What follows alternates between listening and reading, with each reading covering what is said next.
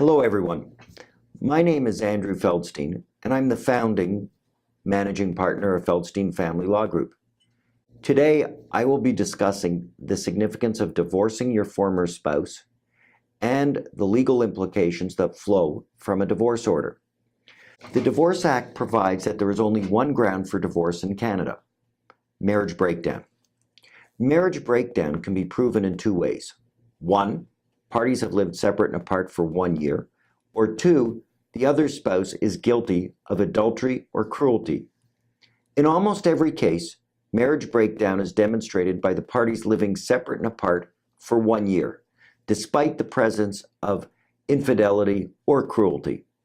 The rationale for proceeding as such is that it is more time and cost-effective to pursue divorce on grounds of living separate and apart for 1 year. There are several consequences that flow from a divorce order, both from a legal and a personal perspective. First, once a divorce order is granted, a former spouse may lose any benefits that they were receiving through their former spouse's employer. Second, upon divorce, a spouse may no longer commence an application for exclusive possession of the matrimonial home, pursuant to Section 24 of the Family Law Act. Further, no court may order exclusive possession of the matrimonial home once a party is divorced. Third, Section 7 sub 3 of the Family Law Act sets out limitation periods that apply to equalization claims.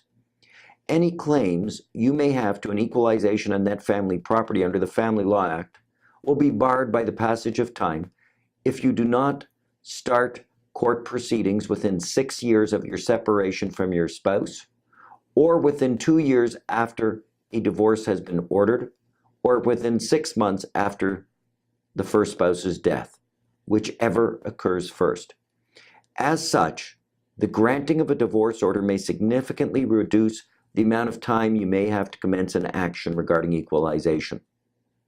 Lastly, and I learned this after I separated from my spouse, many individuals perceive separation and divorce quite differently. While some view separation as a temporary state, divorce, on the other hand, is final. As such, when you begin dating again and the topic of past relationship is broached, you may receive a different response from the other person depending on whether you tell them you are currently separated or now divorced. If you have any further questions regarding separation or divorce, please visit our website at separation.ca. If you would like to speak with one of our lawyers, please contact us at 905-415-1636. Thank you.